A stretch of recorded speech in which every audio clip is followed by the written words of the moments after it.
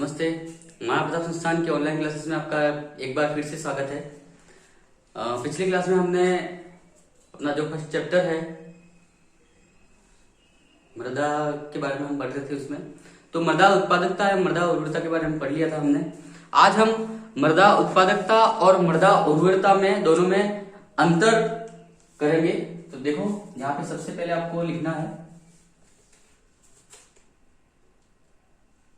मृदा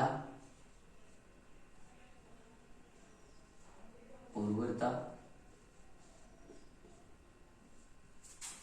और यहां पे लिखना है मृदा उत्पादकता।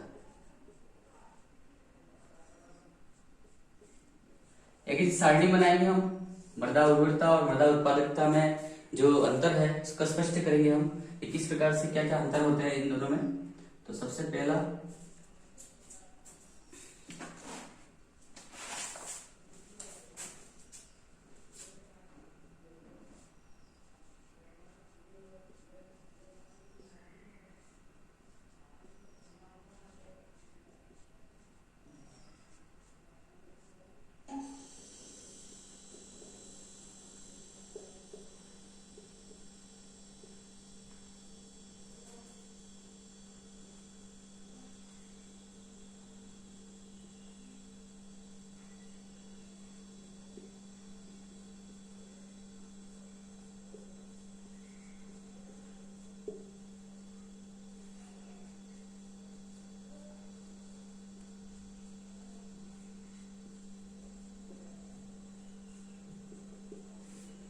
इसका संबंध पौधों के आवश्यक पोषक तत्वों की पूर्ति से है, ठीक है।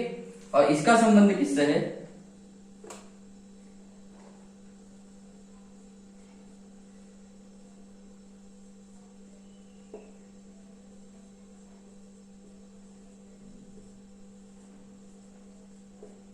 देखो, इसका संबंध जो पोषक तत्व जो प्रदान करते हैं पौधों को उससे है, और मृदा उत्पादकता का संबंध प्रति हेक्टेयर उत्पादन से है, ठीक है।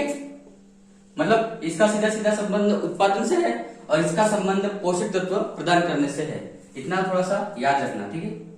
कंफ्यूज मत होना कि इसमें क्या है इसमें क्या है।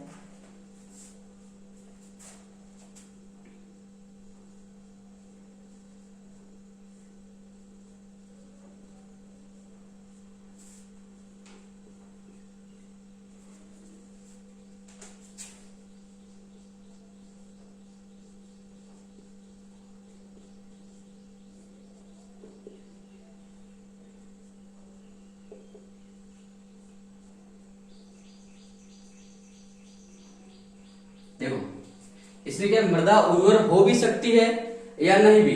मतलब कि मृदा में पोषक तत्व होंगे तो वो उर्वर होगी, और पोषक तत्व नहीं है तो उर्वर नहीं होगी। एक बार फिर से अच्छे से हम इसको देखेंगे। एक बार लिख लो अच्छे से।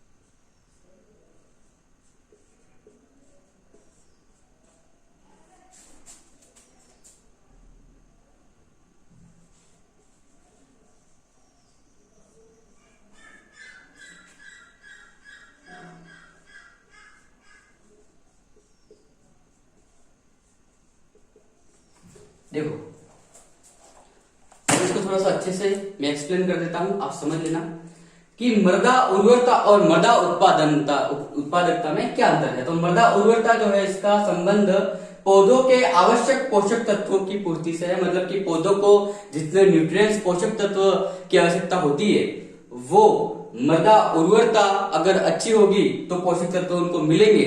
तो इसका सीधा सीधा संबंध पोषक तत्वों की पूर्ति से है। लेकिन मृदा उत्पादकता का संबंध प्रति हेक्टेयर उत्पादन से, मतलब कि एक हेक्टेयर क्षेत्र में, एक हेक्टेयर खेत में कितना उत्पादन होता है, उससे संबंध है मृदा उत्पादकता का। आगे है मृदा उर्वर हो भी सकती है और नहीं भी, मतलब कि मृदा में पोषक तत्व होंगे तो वो उर्वर होगी, और पोषक तत्व नहीं होंगे तो वो उर्वर थोड़ी कहलाएगी। तो मृदा उर्वर हो भी सकती है और नहीं भी, लेकिन मृदा उत्पादकता हमेशा उत्पादक होगी। मतलब कि मृदा उत्पादकता किसको कहते हैं? प्रति हेक्टेयर उत्पादन से। उत्पादन के लिए क्या चाहिए? हमेशा अच्छी मिट्टी चाहिए। अच्छी मिट्टी मतलब उर्वर मिट्टी चाहिए। इसके बाद में मृदा उर्वरता की जांच प्रयोगशाला में करते हैं, मतलब कि मिट्टी को आपको और अच्छे से प्रैक्टिकल में भी है अपने ये।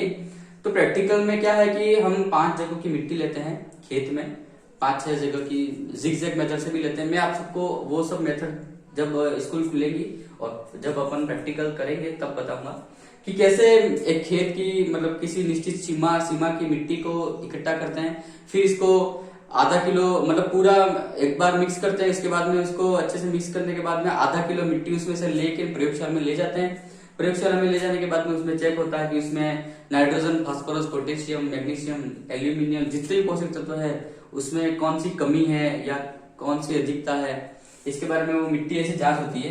तो वो जांच कहाँ होती है? प्रयोगशाला में होती है मृदा उर्वरता की। लेकिन मृदा उत्पादकता की जांच करनी होगी भाई, हमारे खेत में